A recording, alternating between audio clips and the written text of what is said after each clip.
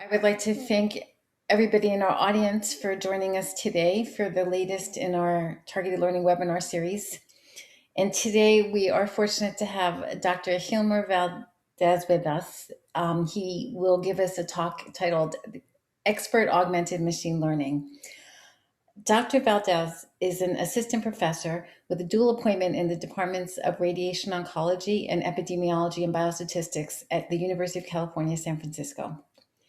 He obtained his undergraduate degree in radiochemistry at INSTEC Havana and his PhD in biomedical physics from University of California, Los Angeles. He pursued postdoctoral training at University of California, San Francisco, and later did his residency in therapeutic radiological physics at University of Pennsylvania. He is a board-certified therapeutic radiological physics. He's board certified in therapeutic radiological physics by the American Board of Radiology, and his main research focus are the applications of machine learning to radiation oncology and the development of new statistical procedures. So as I said, we are fortunate to have Dr. Valdez with us today. And at the end of the talk, there should be an opportunity for you to ask questions through either the chat or the Q&A. But we will hold the questions until the end. Okay, thank you very much. Dr. Valdez, thank you for joining us today. Now I'd like to turn everything over to you. Thank you so much, Susan, for the nice introduction. Okay, I'm gonna talk today about Expert-Augmented Machine Learning. First of all, just a little bit of the outline of my introduction. I'm gonna motivate why we need interpretability in machine learning, and why do we need to understand the models especially when we apply them to medicine. Then I'm gonna talk about a possible application to interpretability, which we call Expert-Augmented Machine Learning. Now, I know this series is on targeted learning.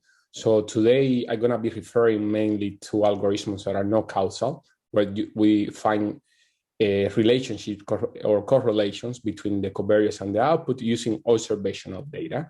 And we don't aim to find causality, which is a big part of machine learning algorithms and how machine learning is applied to basically to medicine today.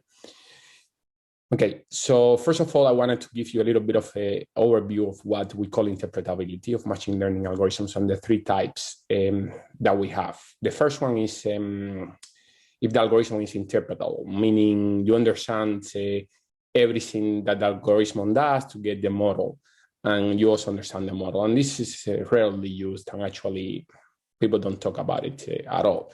The second one is the model. For instance, a linear model is very interpretable. You understand how the function gets its value by multiplying the value of each variable times the coefficients and adding them up.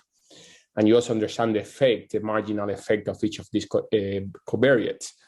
But you do not understand what it means to invert a matrix to get the linear model, etc. Right?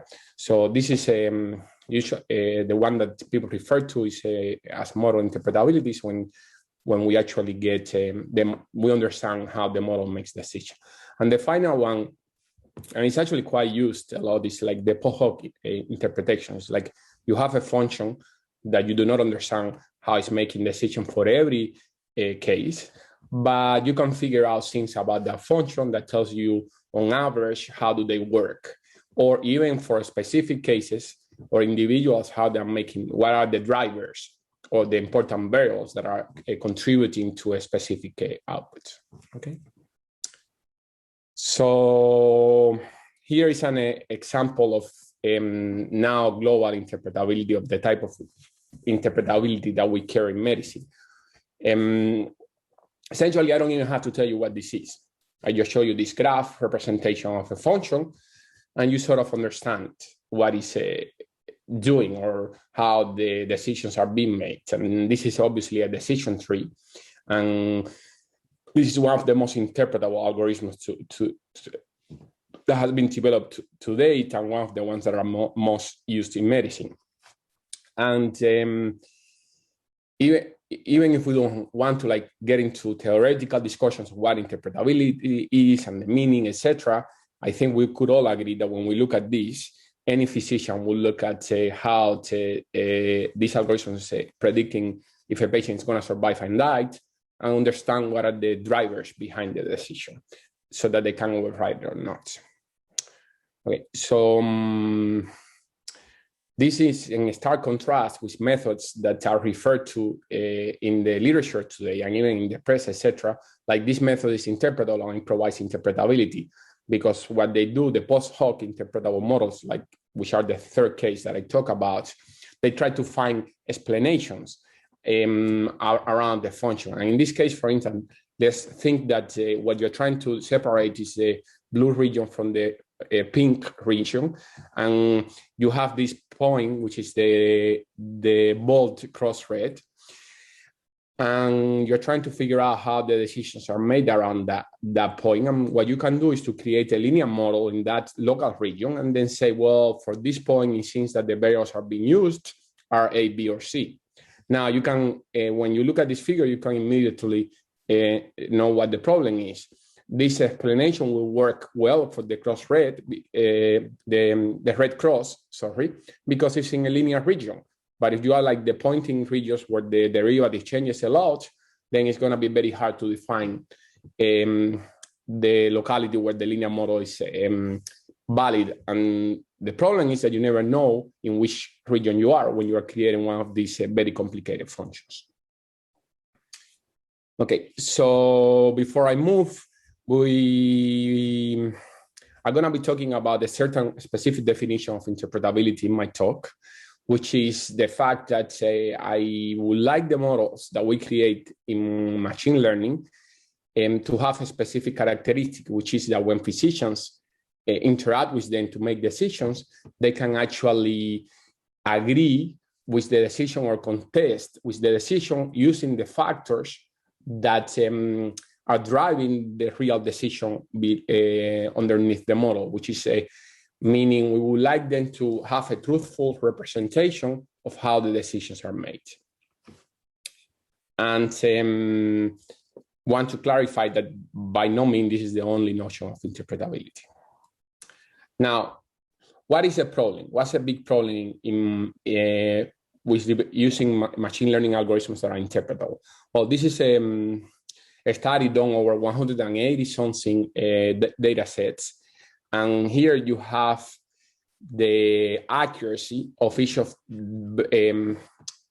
algorithms, essentially how many times the one that wins, how many times each of these algorithms wins over the 180 data sets, etc.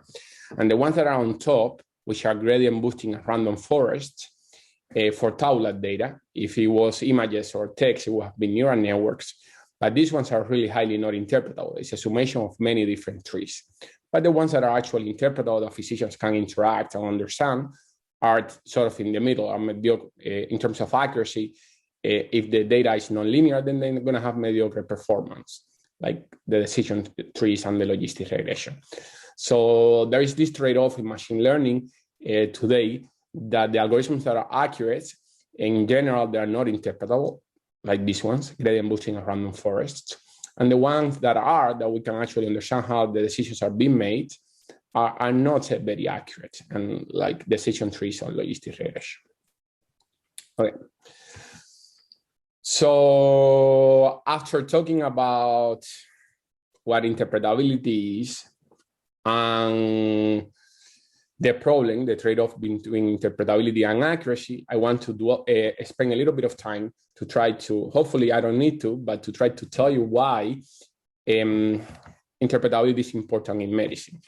And when you start talking around, the first thing that people will tell you is acceptance, meaning the fact that physicians, even if you have the most accurate algorithms, but if it doesn't get used by our physicians to make decisions, then it's a useless model or useless algorithm.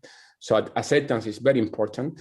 And the second one would be non-limitations of observational training data. So there are this actually graph that I study that I'm going to show you right now. It's a little bit old. It's 1981, and there are newer ones. But I just want to illustrate this one because it's quite telling. Even in 1981, where computers were started to be introduced in our hospital, they did a survey and asked many physicians what was the main characteristics that they wanted from these systems when they were going to be using them to make decisions, and interpretability came on top, even from early on. So why this deep-rooted mistrust on these models? And the fact is that making models from observational data where you do not control the experiments is quite tricky because of the hidden confounders.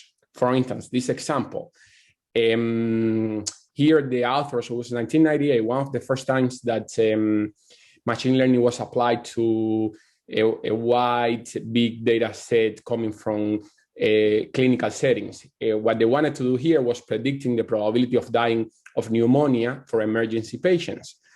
The idea is that if your probability is low, they will send you home. And if the probability is high, they will keep you in the department.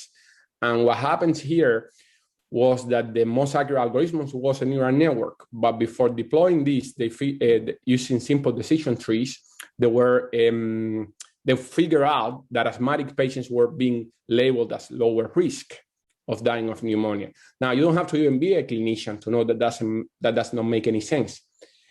And the story here is actually, the problem is in the training data, these asthmatic patients had different interventions. Either they went earlier to get treatment, or when they got to the emergency room, they were sent to intensive care unit and were given more considerate treatment. And that actually changed their underlying risk. But obviously, the algorithms don't know that knowledge because they only have a bunch of variables and the outcome. So deploying these sort of algorithms that we do not understand, that are based on observational data, can be actually quite harmful and risky. And now you could say, well, you could fix that problem. And that's true. You can fix a problem that you understand that exists. The problem is to try to fix something that you do not know that is there. For instance, in this same data sets, we say famous computer scientists were analyzing these data sets. They didn't figure out that the same problem that they had found with asthma existed with pregnant women and existed with people that had previous heart attacks. So again, the problem of hidden confounders in medicine is really widespread and tricky because by definition, we are going to be intervening on the patients to modify their underlying risks. So making models that are based on observational data is a very tricky business. This is another example. It's a more recent one, 2017. Here, the authors just wanted to figure out how widespread these problems of hidden confounders was in medicine. And what they tried to do is, okay, let's create a model that predicts the probability of having a stroke. And they collected a bunch of variables from the EHR. And what you have here represented are the 5 that are the most important ones. And the ones in green actually make sense, like having a prior stroke obviously increases your probability of having a stroke. But the ones in red don't make any sense clinically. For instance, having had the colon cancer screening was a predictor. So this must have been a heck of a screening if it was giving people strokes. So again, underlying probably the hidden confounder here will be age. But again, this underlines the tricky or the difficulty of making models based on observational data. And this is another example from images, a little bit more recent. Here, the authors wanted to predict a probability of having pneumonia, given your x-rays. I'm sure that you all must have read many articles in many journals saying that now these models perform better than physicians. Actually, you might have actually approved some of these models at the FDA. But now, for instance, this is a very telling case. Here, what the authors did is they have the equivalent of feature importance, but for pixels. They call it Selenium map. And if the pixel on the left is positive, that means that that pixel is contributing to increasing the probability that you had pneumonia. And if it's negative, it's the opposite. The finding here on the pneumonia is where my arrow is right now. And you see that the network is actually putting negative values to that. but it still gets the prediction right because of the word portable here on the left and the edges of the scanner. So what does it mean that an X-ray is portable? It means that the patient is so sick that he cannot walk to the machine, and this one was brought to his bed. So if the patient is in bed, obviously he has pneumonia. And the same further analysis here also told that the algorithm was using edges of the images because it would tell the hospital where the images were coming from, and this hospital were seeing sicker patients. Again, hidden confounders. So why is this a problem? Because you can imagine what will happen if we deployed a scanner in the hospital that doesn't include the word portable anymore. The system will completely collapse and crash. Okay, and this one is probably very, this example is actually very important in our, right now in our society, but we think of physicians as machines, but they are human beings, and you know, they discriminate and they have biases, and they do all of these things that we do, humans do. For instance, they treat female or Black patients less aggressively. They treat them differently for cancer treatments, etc. These are all New England Journal of Medicine articles. So what I'm pointing out here, and I want to take a moment to actually build this idea, is the fact that if the data was perfect, didn't have biases, didn't have errors, didn't have hidden confounders, and it was really truly representing the question that we're asking, maybe using these observational data set, observational methods in out of the box, using out of the box and applying them to these data sets will be okay. But unfortunately, they are not, because our data is not perfect, doesn't represent the universe where we want to be or we would like to live. So we need to be very careful when we're applying these sort of algorithms to these problems. And finally, I want to give you 2 minutes to read this comic, which is quite telling of what happened when you analyze data without context.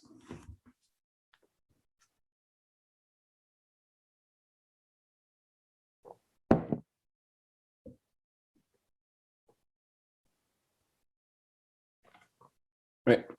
Hopefully you all have a little bit of a laugh at home, but essentially what this is saying is that because the past words were one with sticks and rocks, and the majority of wars have been fought like that, then it was very easy to defeat the robots. And it's just an example of that data without context is meaningless. Right.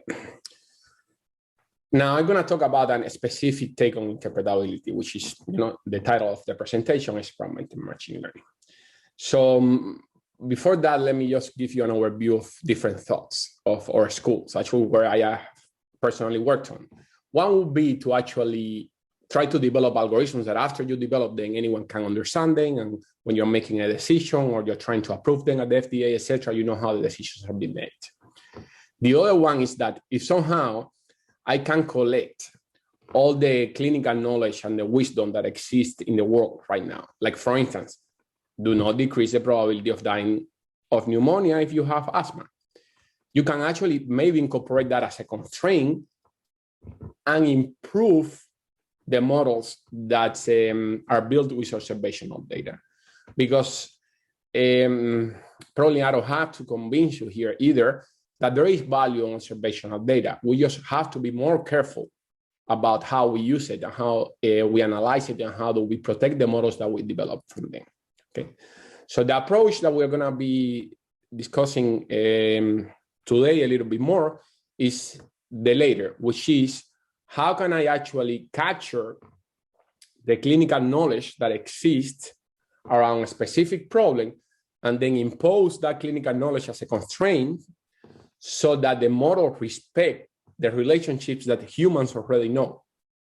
And obviously, it comes with quantifying what humans know, what humans don't know, how much you should trust the humans, how much you should trust the data. So all of these Pandora box is open. But that's what the idea that we were going to be exploring with Expert-Augmented Machine Learning.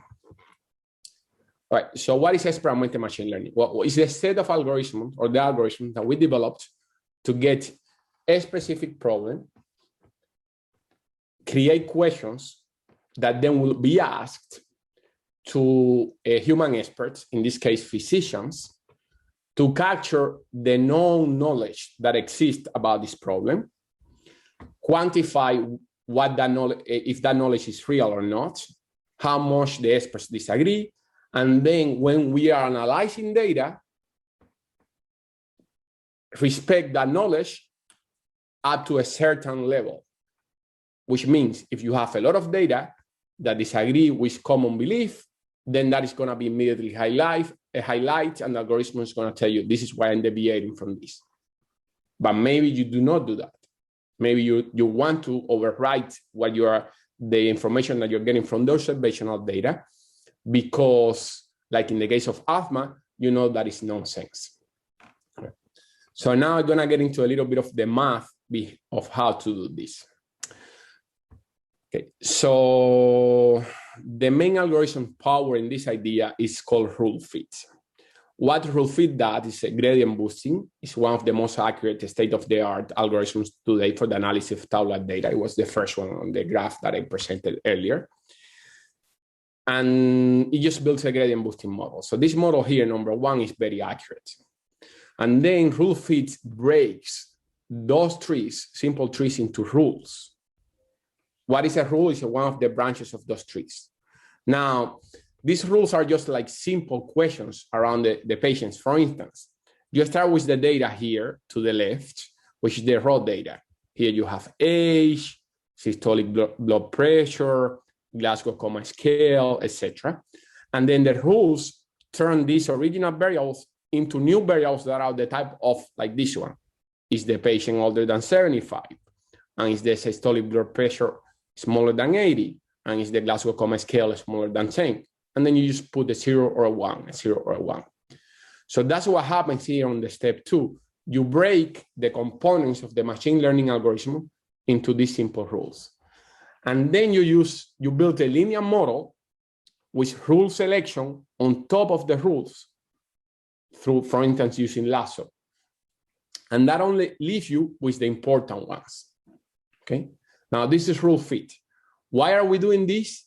Well, because the humans can interact with these rules, as you will see now. Plus, this algorithm is on expectation, one of the most accurate ones, and it offers a state-of-the-art performance in many of these problems. Okay. So now a little bit of more mathematical, and I promise that from here I'm going to stop talking about math, and I'm going to talk about the intuition of the algorithm and how to use it and what are the results. But essentially what you do is you get the rules represented here by R, and then you're trying to find the coefficients. But then when you are finding the coefficients, you penalize those rules where the physicians disagree the most with the data, which is represented here by the function f. And you also penalize the rules where you also penalize less if that disagreement, the physicians disagree with each other. So you can quantify that by the answer that physicians give you a certain rule. Here in the panel number 4, you have the questions that we asked them. And each of these questions was one of these rules. And they will click a button from 1 to 5 of how risky was for somebody to be in this subpopulation compared to the overall population. And because we ask a panel of them, you could actually quantify if they disagree with each other, or if they all agree with each other, or if they disagree with the data. And using that information from the experts, then you can build a model that tries to respect both the data and the clinical knowledge being used as a prior. So if you want to think of expert-augmented machine learning, it's just a methodology to capture a specific clinical priors. And by specific, I mean a clinical prior that belongs to the problem that you're trying to develop a model for. And try to, for instance, a clinical prior could be, do not decrease the coefficient for patients that have asthma. It will be very apparent if you do this. Okay. And now this is an illustration of how to control that prior. Please note that this strength parameter here could tell you how much you can trust the physician or how much you can trust the data. And this is a hyperparameter that needs to be set using cross-validation in a data set that is independently from the one that you're analyzing. And I'm going to tell you an example later on. But essentially, if this lambda is 0, you're saying do not trust the physicians at all because I don't know anything about this problem, which happens. But if this lambda is infinity, you are saying do not trust the data at all because it's garbage. Just go with common knowledge. Okay. And here is an example of the function just to finalize the mass exposition. You can penalize the rules if they disagree a lot between the physicians and the empirical risk, but you could also reduce that disagreement if the physicians don't agree with each other through the standard deviation of those rules. So with that, let's go to a specific example of applying expert-augmented machine learning to a problem and why we thought that that problem was a good one and the findings that we obtained when we apply it to it. Well, the MIMIC dataset is a quite important dataset provided by Harvard University. And we thought that this dataset was complex enough that expert-augmented machine learning could have interesting findings. Okay, so let me describe it a little bit more. This is our ICU patients, and the way that we use it to predict mortality of patients. Now, the MIMIC dataset is divided in two different datasets within the same dataset.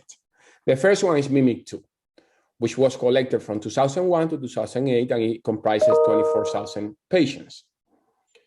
Now, in 2008, something happened at Beth Israel, where this dataset was collected, which is they went back and reacquired the variables because they changed the patient management system. So at that point, we thought that when we did that and they got the new variables from different tables, these variables might have actually shifted a little bit, that they're not going to match each other, MIMIC2 from MIMIC3. And they also collected 4 more years worth of data from 2008 to 2012. So this data, ICU, probably hidden confounders, the fact that they recodified the data, and the fact that they collected patients from different times, we thought that it was a perfect scenario to see if acquiring human knowledge and building a machine learning model that respected the human knowledge will improve performance. Okay, so here is an example of a rule and how we use it. We, using a RuleFit, we developed all of these rules, and then we went to ask the physicians what they thought, what was the ranking of this of patients within these rules compared to the average population. And now we have a rank that we call physicians rank, and we also have an empirical rank. And comparing these tools, we can know which ones might be the problematic rules. First of all, I need to convince you that by doing this, physicians actually had some meaningful knowledge, right? That when we answered that patients that were in this rule were actually were at high risk, they were actually corresponded somehow with high risk patients.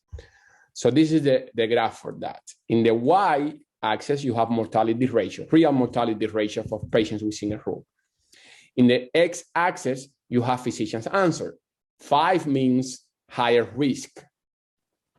So what you can see here is that there are standard deviations, so physicians disagree with each other, but on average, on expectations, when they call a rule high risk, patients within that rule tend to be high risk. And when they call somebody low risk, patients within that rules are low risk. Okay. So First of all, here we are proving that yes, we indeed can extract clinical knowledge, but the information is not perfect. The physicians disagree with each other, and that's represented by the error bars. But since we can actually extract this knowledge, then we can do cool things. For instance, we can say, what are the variables that are more important driving physicians' answers? And what is the variables that are more important in terms of driving the algorithms? And here you have representation of them. And they sort of agree a little bit. Like people also thought that CO2 concentration was not important at all. Sodium was not very important, but oxygen ratio in the blood, respect to the one that you're breathing in, is very important. Actually, was the most important for both physicians and the data. And I want to highlight this point because I'm going to come back to oxygen ratio. So remember that for both the physicians and the algorithms, the most important variable is the oxygen concentration in your blood. Now, it's very obvious, again, you don't have to be a clinician to know that if your oxygen level is very low in the blood, then you are in trouble. Okay. So I guess up to now, I've been able to convince you that there is some knowledge that is being acquired through this, comparing these rules and asking the physicians what they think of patients within this rule. And by analyzing the deltas and the outliers on this difference, then we might actually discover two types of knowledge. One is where the physicians do not understand this patient subpopulation. And the second one is when the data has hidden confounders modifying the risk that we didn't understand and acquire. And now I'm going to show you how this delta rank between physicians' opinions of risk and data opinions of risk actually helped us discover both of these examples. And we did that, as I said, by analyzing the outliers, the rules where the delta ranking is more different. Here you have a distribution of agreements between physicians' ranking and the empirical ranking of people with different rules. So we're going to be analyzing the ones, the outliers, the ones in these groups and in these groups. Okay. This is examples of 6 rules where the physicians actually thought that the risk was higher than what the algorithm was saying. And just going to point to 2 of the variables here. I'm just going to tell you one example. The Glasgow Coma Scale. Let me dwell on that one a little bit more. What is a Glasgow Coma Scale? Well, that's a score that physicians create to know how interactive the patient is. They go and ask the physician, okay, open your eyes, move your hand, tell me your name. If the patients cannot respond to that, then they say, okay, the patient is in trouble. And if the patients are very responsive, they give them a high score of 15. So 0 means you are in trouble, you're not responsive at all. Now, these are ICU patients. The algorithm was saying that if your number is smaller than 2, or in this case, on average 2 between 1 and 4, you are fine. You don't have any problem. And physicians were like, no. If your number is 2, you are in big trouble. You're not responsive. What was the deal? Well, these are intubated patients and these are sedated patients. So a lot of them essentially could not respond, not because they were very sick, or they were sick because they are in the ICU, but not relative to the other patients. They just couldn't respond because they were intubated and sedated. However, Harvard decided to codify these patients with a very low number. And that's something that we discovered through this. We then contacted the people that created the data set, and then they asserted that, yes, intubated patients were given the lowest score if they couldn't respond. Right. So that's something that we discovered that was problematic because these patients were saying that they were fine, and saying in reality, the Glasgow Coma Scale, if it's very low, should be using a different weight. Now, this is data that supports what I just told you. If you are intubated and have a low Glasgow Coma Scale, then your mortality rate is 0.20. But if you are not intubated and your Glasgow Coma Scale is low, then your mortality rate is 0.3. So the physicians were going with the 0.3, saying this is very high risk, and the algorithm was saying, not that big of a deal for patients that are already in the ICU. By the way, the average mortality of the over the whole patients population is 0.04.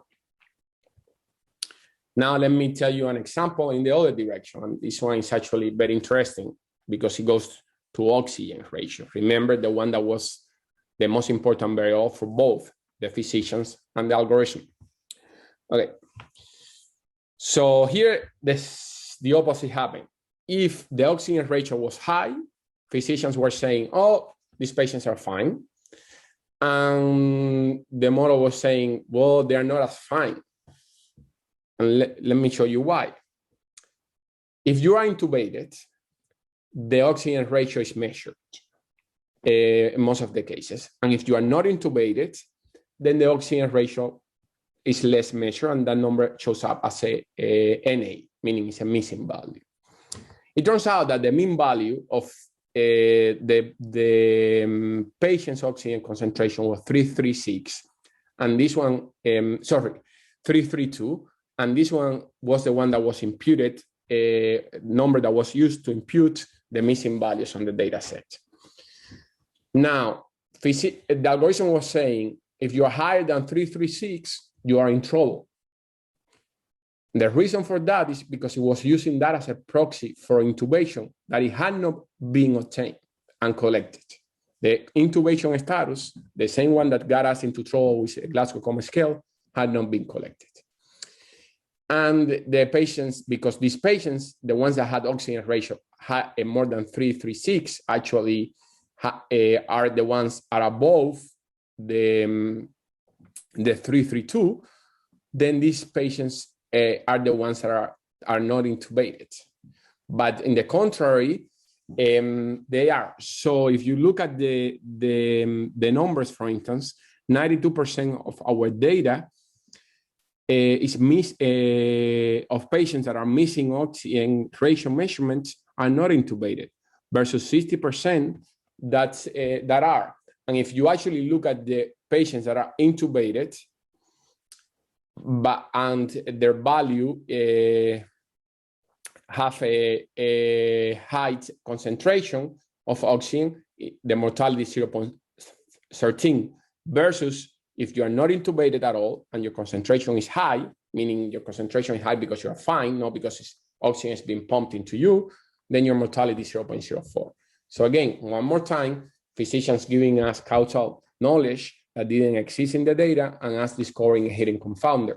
In this case, the fact that intubation was messing with missingness in our data. And do you remember the most important variables? Well, they are, but they are for different reasons. It turns out that the oxygen ratio is very important for the physicians because there is a causal relationship there between surviving and breathing properly. But for the algorithm, it just was a surrogate for intubation.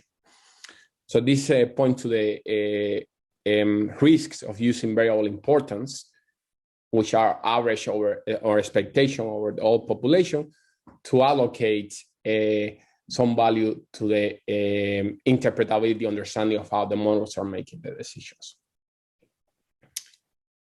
Right. Now, onto here, I think I have convinced you that with expert-augmented machine learning, we can extract meaningful clinical knowledge.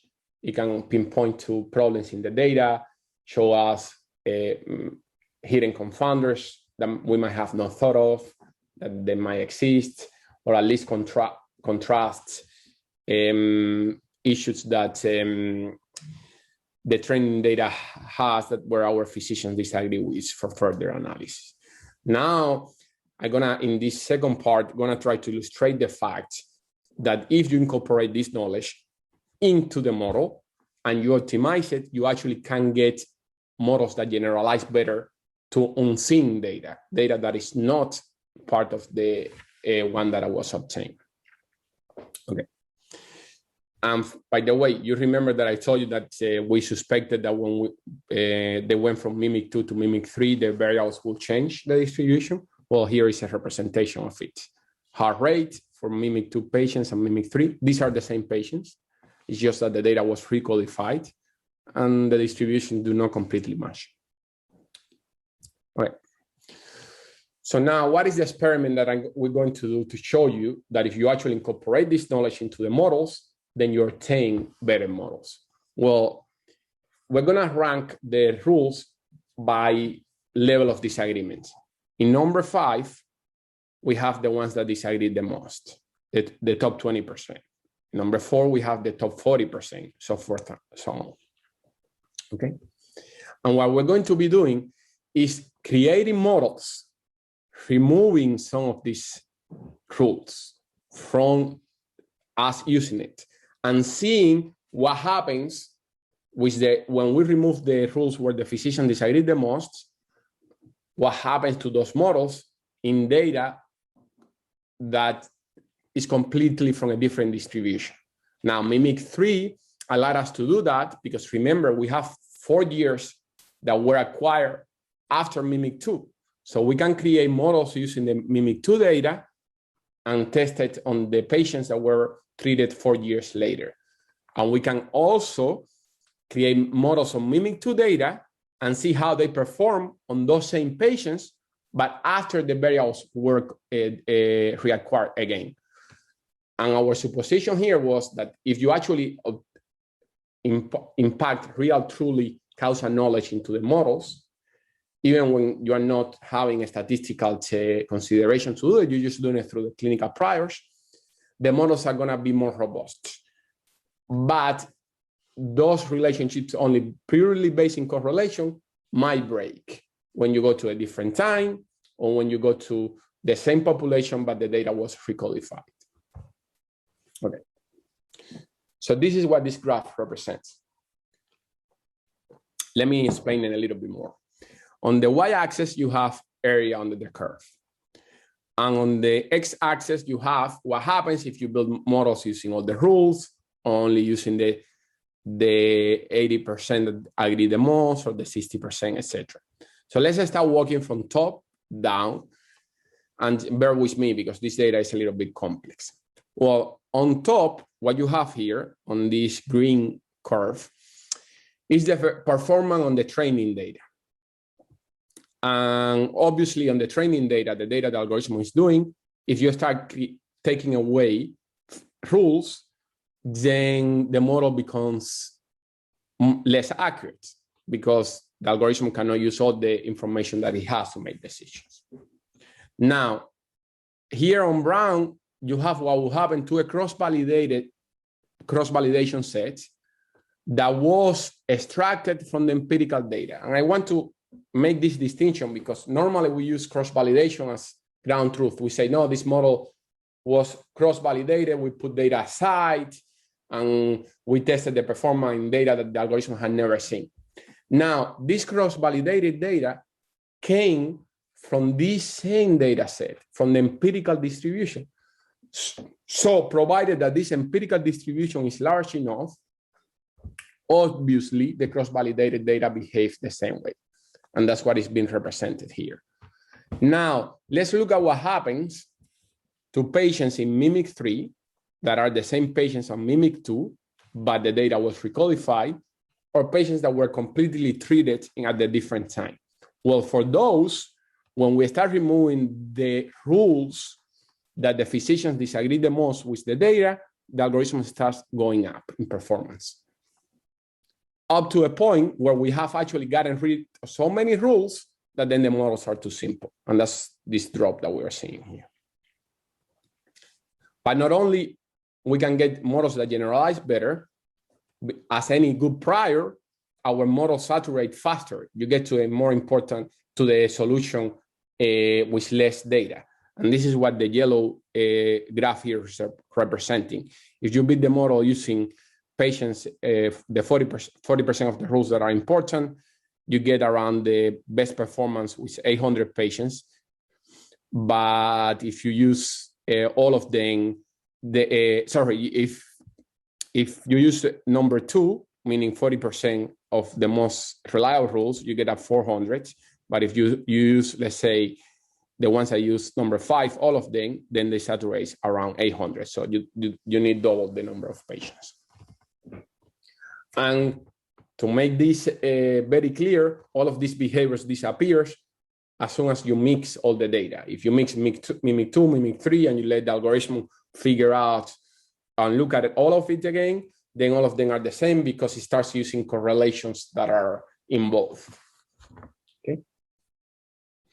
So up to here, and then 10 minutes to open to discussion.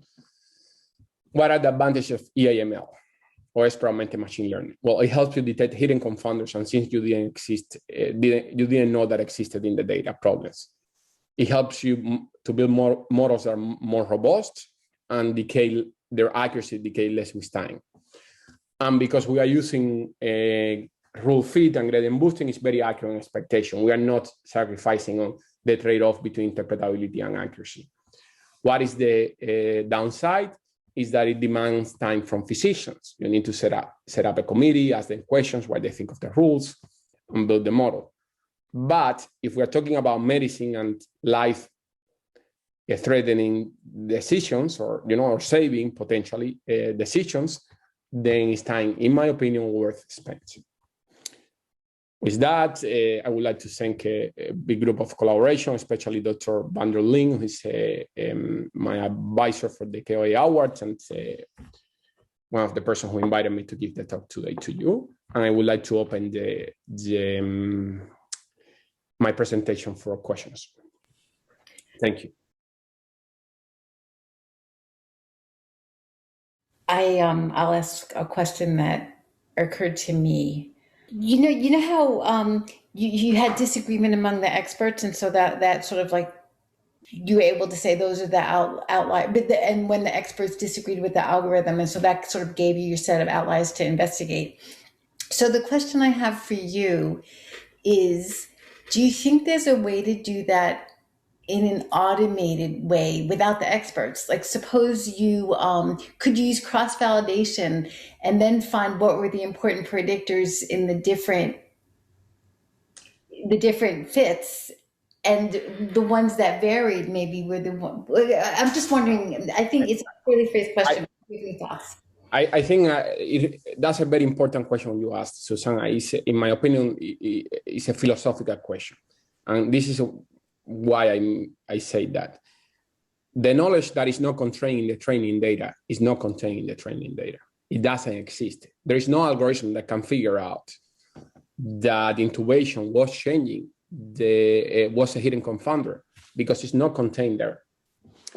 So that's why we call it Expert-Augmented Machine Learning, because we need these clinical priors. Like humans do not make decisions on the vacuum.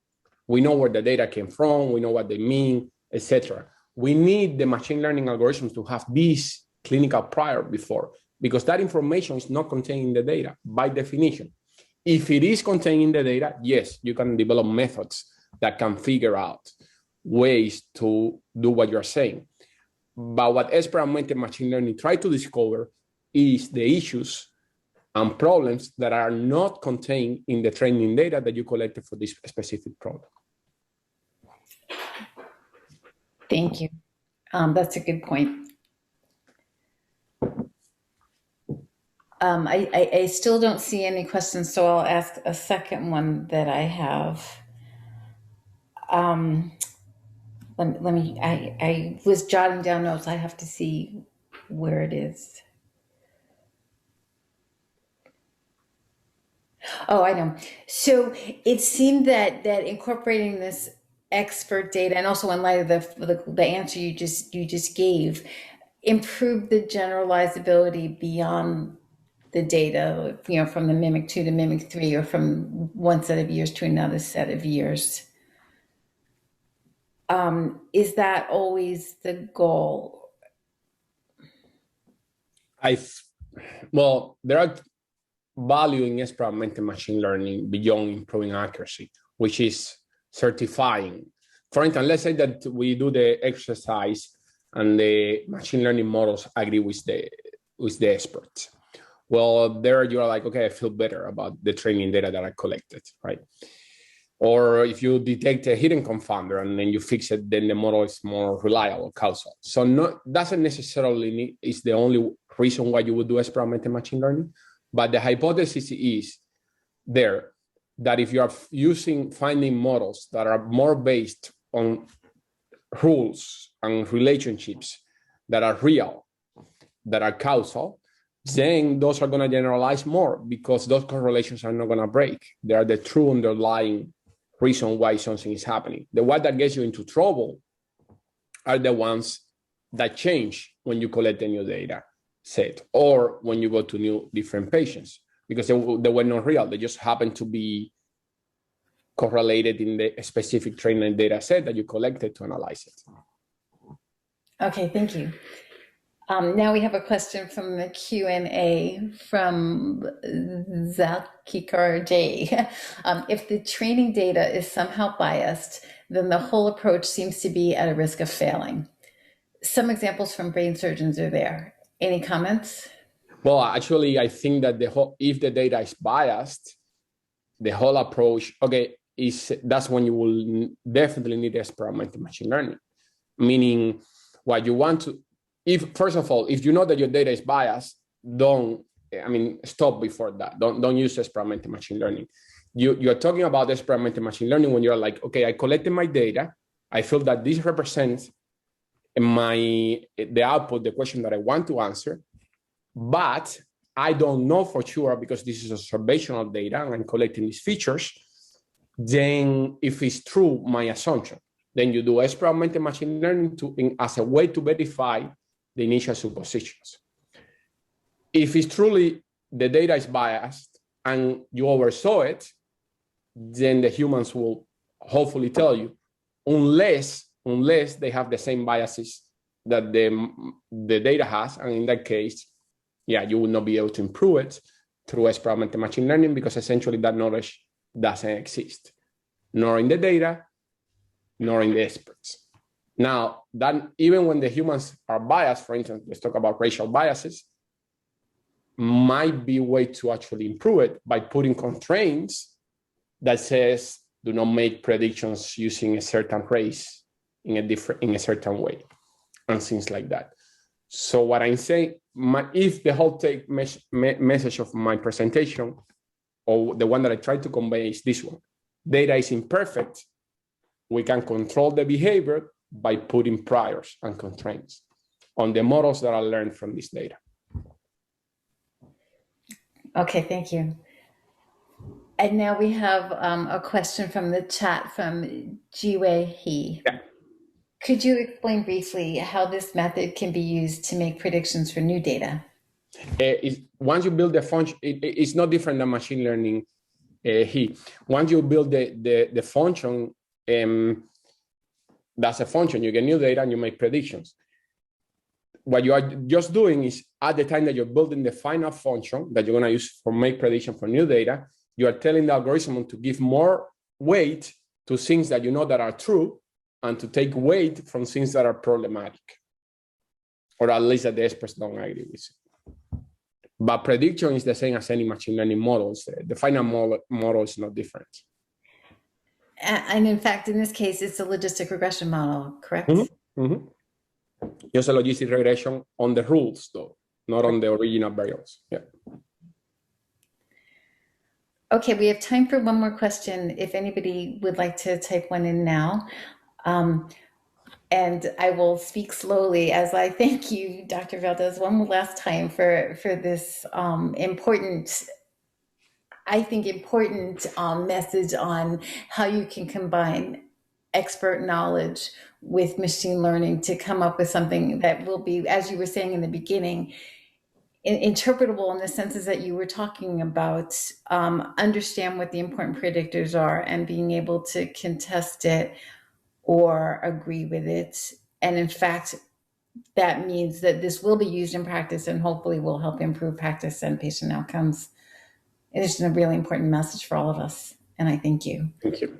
I don't see any more questions. So thank you very much for joining. And I will tell everybody that we will have the slides available for download and the talk itself posted on YouTube early next week.